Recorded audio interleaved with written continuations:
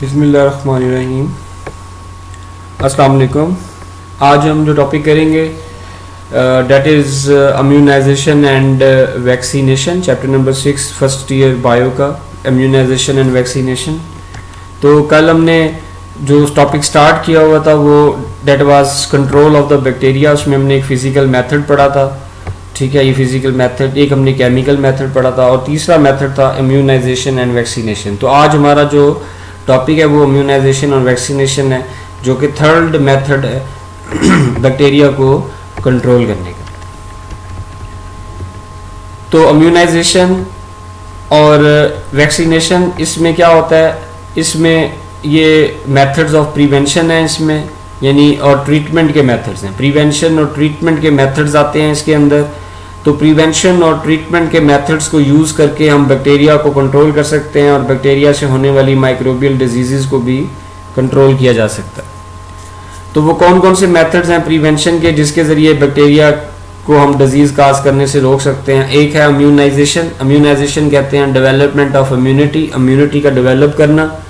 और डेवलप कैसे होगी इम्यूनिटी? वैक्सीनेशन के ज़रिए, यानी वैक्सीन्स, अगर भी वैक्सीन लेता है, वैक्सीनेशन करवाता है, तो उसका जो है वो बैक्टीरिया के अगेंस्ट, एक स्पेसिफिक टाइप ऑफ बैक्टीरिया के अगेंस्ट उसके अंदर क्या इम्यूनिटी डेवलप हो जाएगी, तो वो इम्यूनाइजेशन। उसके बाद एंटीसेप्सिस। एंटीसेप्सिस वो तमाम प्रोसीजर्स हैं, वो तमाम तरीके हैं, वेज हैं जिसके ज़रिए हम ख़त्म कर सकते हैं या कम कर सकते हैं पॉसिबिलिटी ऑफ इन्फेक्शन के होने की जो पॉसिबिलिटी है उसको हम कम कर सकते हैं या ख़त्म कर सकते हैं। वो तमाम तरीके एंटीसेप्सिस कहलाते हैं।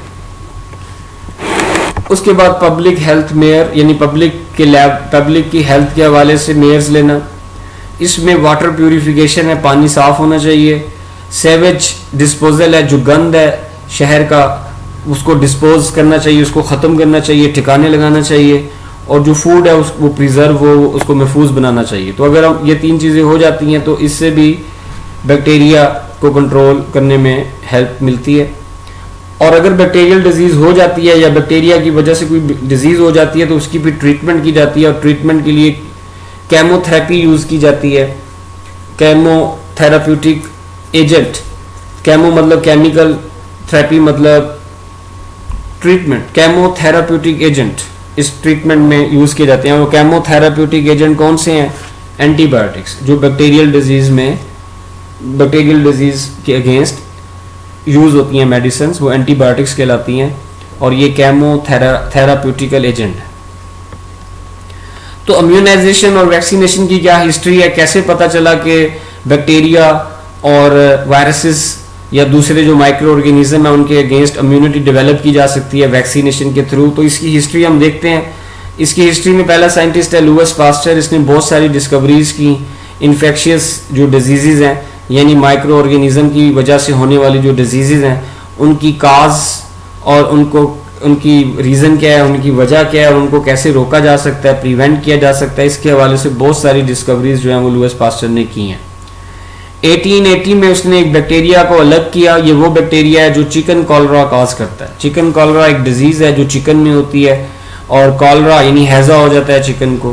तो चिकन कॉलरा जो है उसका बैक्टीरिया लुईस पास्चर ने 1880 में अलग किया चिकन से, जो कि बीमार थी, जो कि डेड हो गई थी चिकन कॉलरा होने की वजह से।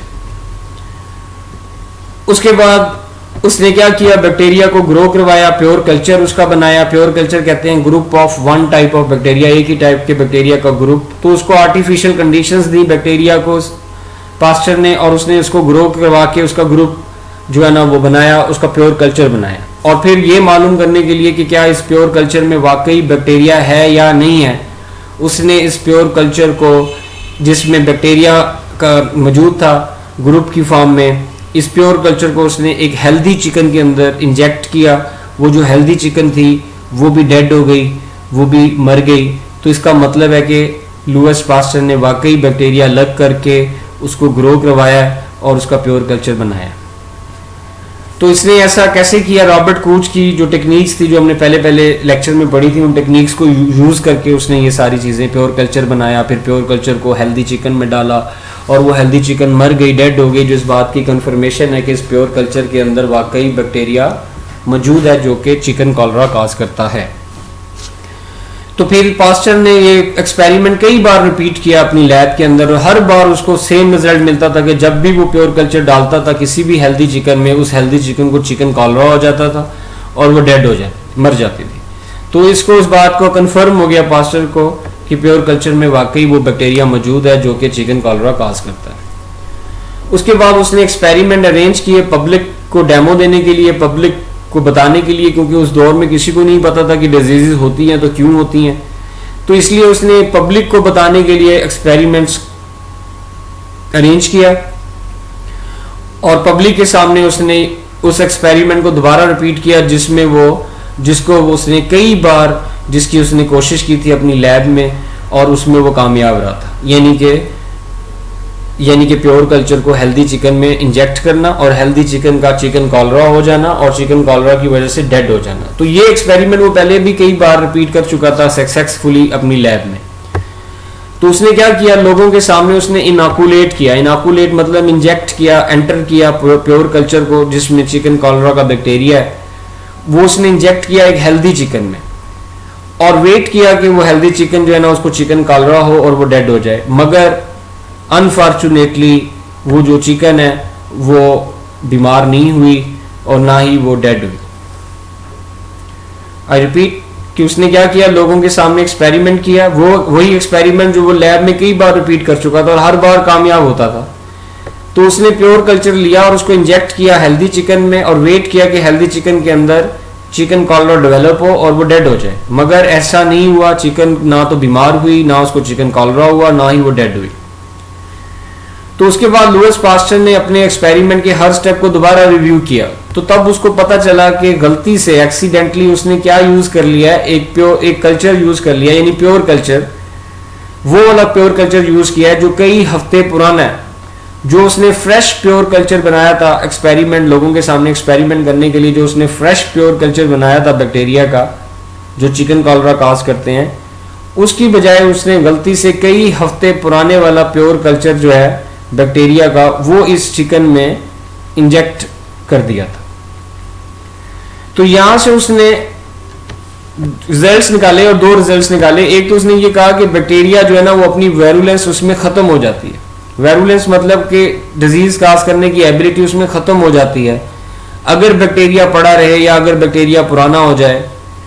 तो जो बैक्टीरिया पुराना होता जाएगा, ओल्ड होता जाएगा, उसके अंदर डिजीज काज करने की जो एबिलिटी है, उसकी जो वायरुलेंस है वो खत्म होती जाएगी। एक तो उसने ये रिजल्ट निकाला क्योंकि कई हफ्ते पुराना जब उसने कल्चर डाला चिकन में तो चिकन बीमार नहीं हुई। इसका मतलब है कि ये जो कई हफ्ते पुराना कल्चर जो है जिसमें बैक्टीरिया मौजूद है वो पुराने हो चुके हैं और वो डिजीज काज करने के काबिल नहीं रहे, इसलिए चिकन में भी डिजीज नहीं हुई और वो जिंदा रही। तो पहला उसने रिजल्ट निकाला कि बैक्टीरिया जब ओल्ड हो जाते हैं तो उनमें वायरुलेंस या डिजीज काज करने की एबिलिटी खत्म हो जाती है। तो ये जो अटेनुएटेड या किसको कहते हैं, लेस वायरुलेंट को या वीक जो बैक्टीरिया है, जो इस प्योर कल्चर के अंदर जो वीक बैक्टीरिया है, जो लेस वायरुलेंट बैक्टीरिया है, ये क्या कर सकता है, ये स्टिमुलेट कर सकता है होस्ट के अंदर जाके। डिजीज तो काज कर नहीं सकता क्योंकि ये वीक है, ये डिजीज काज नहीं कर सकता। लेकिन अगर ये होस्ट के अंदर जाता है तो फिर ये होस्ट को स्टिमुलेट करेगा कि वो एंटीबॉडीज बनाए। एंटीबॉडीज वो सब्सटेंसेस होती हैं, वो प्रोटीन्स होती हैं जो होस्ट को बचाती हैं इन्फेक्शन के अगेंस्ट। तो जब एक वायरुलेंट ऑर्गेनिज्म जब बार बार सब्सिक्वेंट यानी एक के बाद एक यानी बार बार जब बॉडी में एंटर होता है तो हमारी बॉडी उसके अगेंस्ट सब्सटेंसेस बनाती हैं जो कि प्रोटीन्स होती हैं, जो कि उसको इन्फेक्शन या डिजीज काज करने से रोकती हैं इस वायरुलेंट ऑर्गेनिज्म को। वो सब्सटेंसेस एंटीबॉडीज कहलाती हैं।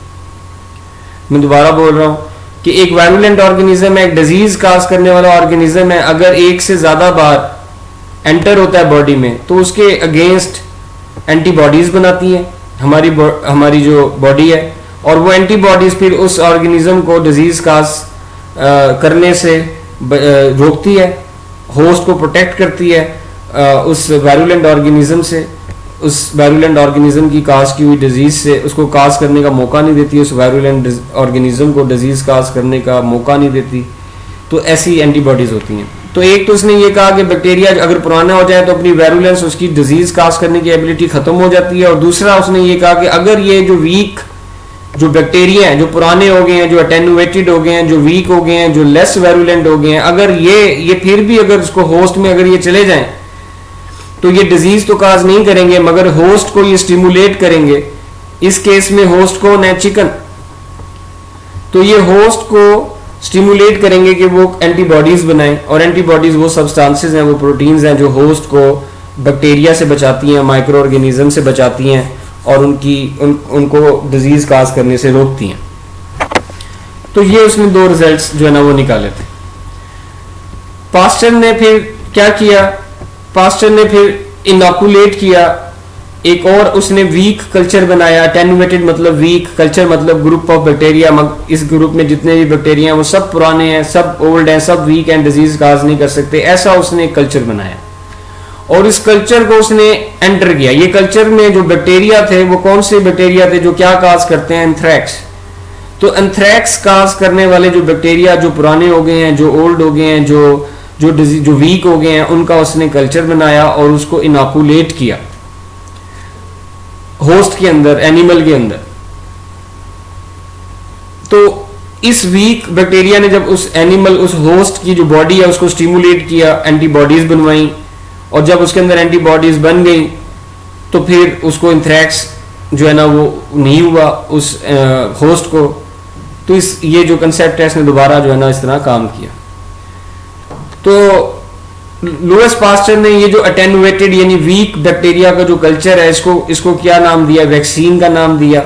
वैक्सीन का वर्ड वाका से निकला है। वाका एक लैटिन वर्ड है जिसका मतलब है काउ। नेक्स्ट जो साइंटिस्ट है, नेक्स्ट जो हम पढ़ेंगे उसमें इसका जिक्र आएगा। तो अटेनुएटेड जो वीक कल्चर है, जो इम्यूनिटी डेवलप कर रहा है होस्ट के अंदर, उसको उसने वैक्सीन का नाम दिया। और जो इम्यूनिटी डेवलप हो रही है यानी इम्यूनाइजेशन यानी इम्यूनिटी का डेवलप होना, जो इस अटेनुएटेड यानी इस वीक कल्चर ऑफ बैक्टीरिया से जो इम्यूनिटी डेवलप हो रही है, इसको उसने वैक्सीनेशन का नेम दिया।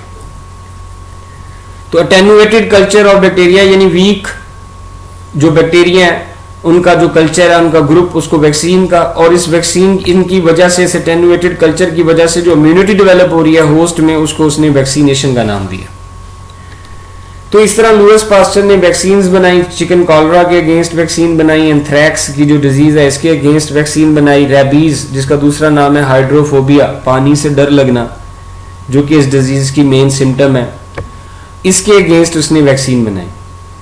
तो रेबीज जो है ना वो एनिमल्स, वो लोगों में कैसे ट्रांसफर होती है, by the bite of rabbit. Rabbit कहते हैं मैड को, पागल कुत्ते या कैट या दूसरे एनिमल के काटने की वजह से, उनकी बाइट की वजह से ये डिजीज व रेबीज लोगों में, पीपल में ट्रांसफर होती है। इन तीनों डिजीजेस की जो वैक्सीन है वो लुईस पास्टर ने बनाई। उसके बाद दूसरा है एडवर्ड जेनर। इसने क्या किया था, इसने कामयाबी से सक्सेसफुली वैक्सीनेट किया था एक लड़के को 1796 में, एक डिजीज, वायरल डिजीज जिसका नाम है स्मॉल पॉक्स, उसके अगेंस्ट। एडवर्ड जेनर ने क्या देखा कि जो मिल्क मेड्स हैं, जो ग्वाले हैं, जो दूध का काम करते हैं, कंट्रैक्टेड मतलब इन्फेक्टेड, वो काउ पॉक्स से इन्फेक्टेड थे। काउ पॉक्स एक डिजीज है जो कि इन मिल्क मेड्स को कहाँ से होती है, काउ से होती है। इसमें भी वायरस इन्वॉल्व है इस डिजीज में, और ये वायरस काउ से मिल्क मेड में ट्रांसफर होता है, और मिल्क मेड में ये डिजीज काज करता है काउ पॉक्स। तो जेनर ने एक बात नोट की, एक बात देखी कि मिल्क मेड जो ग्वाले हैं जिनको काउ पॉक्स की डिजीज है जो कि काउ से होती है, उनको स्मॉल पॉक्स की डिजीज नहीं होती। और स्मॉल पॉक्स जो है वो काउ पॉक्स के मुकाबले में ज्यादा डेंजरस है, वायरुलेंट है। तो उसने ये देखा, उसने नोट किया एडवर्ड जेनर ने कि जो मिल्क मेड हैं, जो ग्वाले हैं जिनको काउ पॉक्स की डिजीज है, जो काउ पॉक्स से इन्फेक्टेड है। काउ पॉक्स होती कहां से है, काउ से होती है। इन ग्वालों को जिनको काउ पॉक्स की डिजीज है, उनको स्मॉल पॉक्स जो कि ज्यादा खतरनाक डिजीज है वो नहीं होती। इसने अपने इस हाइपोथेसिस को चेक करने के लिए क्या किया, इनोकुलेट यानी इंजेक्ट किया। यंग लड़का था एक, जेम्स फिप्स, 9-10 साल का। तो इस लड़के के अंदर उसने इंजेक्ट किया काउ पॉक्स काज करने वाले मटेरियल को, जो काउ पॉक्स काज करता है, वैसा मटेरियल जिसमें काउ पॉक्स काज करने वाला वायरस है, और बाद में जब उसने इसको इंजेक्ट कर दिया तो बाद में उसने इस लड़के के अंदर स्मॉल पॉक्स काज करने वाला मटेरियल वो इंजेक्ट किया, मगर इस लड़के को कोई भी स्मॉल पॉक्स डिजीज नहीं हुई।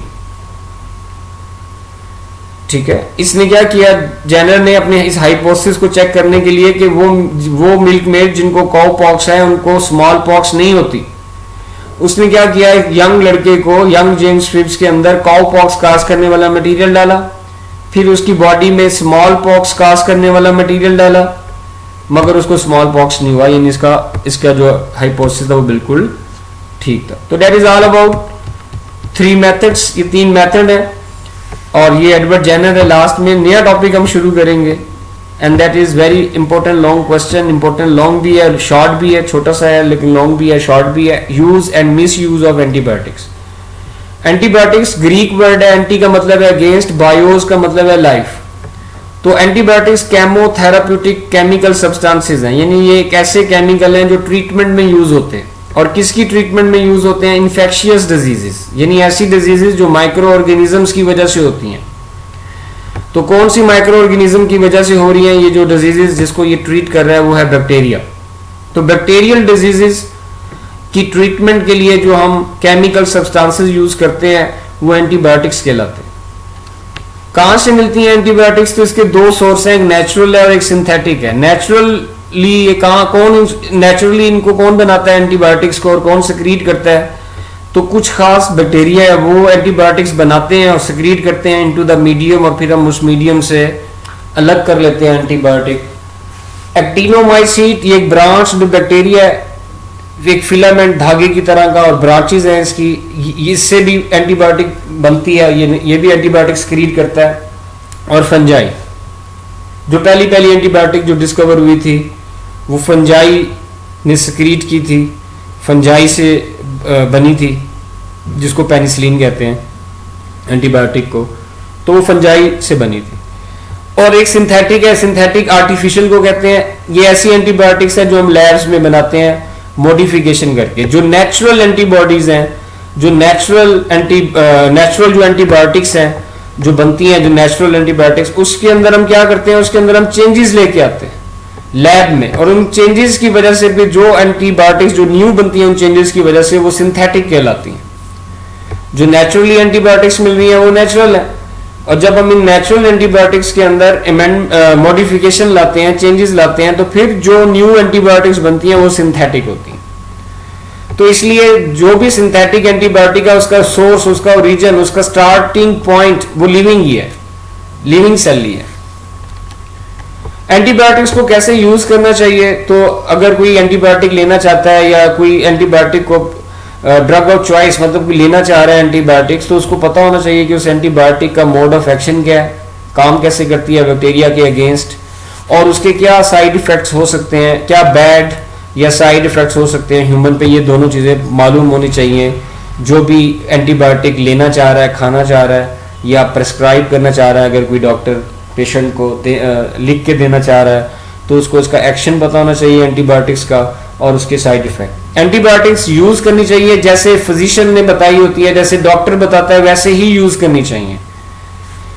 इसकी जो डोज है वो रेगुलर इंटरवल यानी डेली लेनी चाहिए और वक्फे के बाद लेनी चाहिए। जितना भी इंटरवल जो है वो डॉक्टर या फिजिशियन बताएगा उसके अकॉर्डिंगली उस वक्फे के बाद डोज जो है ना वो डेली लेनी चाहिए।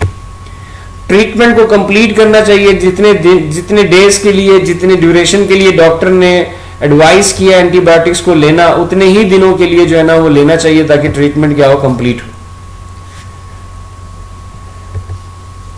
तो this is the use of antibiotic. Antibiotic को जो है ना वो यूज कैसे करना चाहिए, एक तो अगर वो एंटीबायोटिक लेने जा रहा है या प्रेस्क्राइब करना चाह रहा है तो उसका मोड ऑफ एक्शन, उसके साइड इफेक्ट्स पता होने चाहिए। एंटीबायोटिक्स जो है वो वैसे ही यूज करनी चाहिए जैसे फिजिशियन ने प्रेस्क्राइब की है। रेगुलर जो इंटरवल है, जो वक्फे से डेली जो है ना ये मेडिसिन एंटीबायोटिक लेनी चाहिए और ट्रीटमेंट को कंप्लीट करना चाहिए। जितने भी दिनों के लिए डॉक्टर ने कहा है एंटीबायोटिक लेने का उतनी ही डेज के लिए लेनी चाहिए। मिस यूज ऑफ एंटीबायोटिक्स, अगर एंटीबायोटिक्स जो है ना जो मिस यूज हो रही है उसकी वजह से क्या हो रहा है, एक तो रेजिस्टेंस डेवलप हो रही है। तो मैसिव का मतलब होता है लार्ज, तो हमने एंटीबायोटिक्स की लार्ज क्वांटिटी बनाई है और यूज भी की है। तो एंटीबायोटिक की लार्ज क्वांटिटी बनाने और यूज करने की वजह से ड्रग रेजिस्टेंस आ गई है माइक्रो ऑर्गेनिज्म यानी बैक्टीरिया में, यानी बैक्टीरिया के ऊपर अब इन एंटीबायोटिक्स का इफेक्ट नहीं होता, यानी drug resistance, no effect of the drug. और ड्रग रेजिस्टेंस की वजह से डिजीज जो ट्रीटमेंट है उसमें भी क्या आ गई है, रेजिस्टेंस आ गई है। जब ड्रग ही नहीं काम करेगी तो डिजीज फिर कैसे ठीक होगी। तो ज्यादा हमने लार्ज क्वांटिटी में, लार्ज नंबर में हमने एंटीबायोटिक्स बनाई हैं और यूज भी की हैं, जिसकी वजह से बैक्टीरिया ने अपने अंदर एंटीबायोटिक्स के अगेंस्ट रेजिस्टेंस डेवलप कर लिया, जिसकी वजह से डिजीज ट्रीटमेंट में क्या आ रही है, प्रॉब्लम आ रही है, रेजिस्टेंस जो है ना वो बढ़ गई है।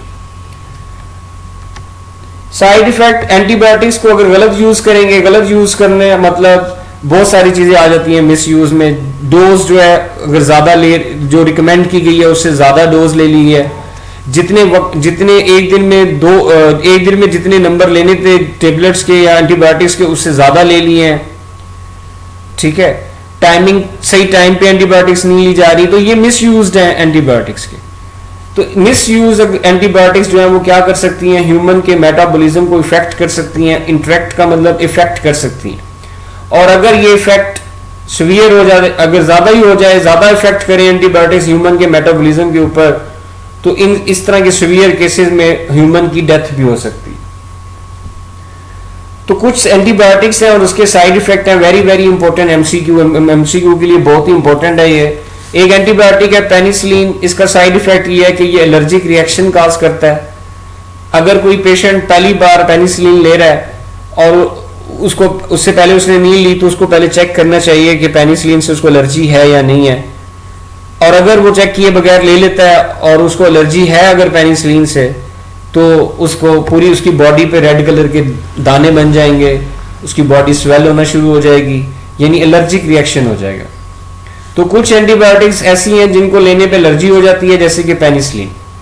स्ट्रेप्टोमाइसिन, ये अगर इसकी डोज ज्यादा ले ली है, डोज अगर इसकी ज्यादा ले ली है या मिस यूज स्ट्रेप्टोमाइसिन अगर करते हैं, तो इससे ऑडिटरी नर्व के ऊपर इफेक्ट पड़ता है। ऑडिटरी नर्व वो नर्व है जो ईयर का मैसेज ब्रेन में लेके जाती है, जो हम सुनते हैं ईयर से, वो जो वेव्स हैं, साउंड वेव्स, वो ब्रेन की तरफ लेके जाती है ऑडिटरी नर्व। तो स्ट्रेप्टोमाइसिन से ऑडिटरी नर्व इफेक्ट हो सकती है, जिसकी वजह से डेफनेस हो सकती है, यानी बहरा हो सकता है इंसान। टेट्रासाइक्लिन और उससे मिलते जुलते जो कंपाउंड है, रिलेटेड कंपाउंड, इससे परमानेंट डिस्कलरेशन हो सकती है टीथ की। डिस्कलरेशन मतलब येलो इन यंग चिल्ड्रन, ऐसे बच्चे जिनकी एज अंडर 10 है, 10 साल से कम है, अगर उनको टेट्रासाइक्लिन दी जाए तो उनके जो टीथ है वो परमानेंटली जो है ना वो डिस्कलरेशन हो जाती है उनके टीथ की, टू बिकम येलो। तो ये इंपॉर्टेंट एमसीक्यू भी है और एक शॉर्ट में भी है, यूज एंड मिस यूज, तो ये आपने करना है। तो यहाँ पे आके ये जो चैप्टर का जो पोर्शन है, बैक्टीरिया वाला जो पोर्शन है, वो यहाँ पे आके खत्म हो जाता है। और मंडे से हम इसका जो सेकंड पोर्शन है इस चैप्टर का, साइनोबैक्टीरिया या ब्लू ग्रीन एल्गी, वो हम स्टार्ट करेंगे। तो that is all about today's topic. Allah Hafiz.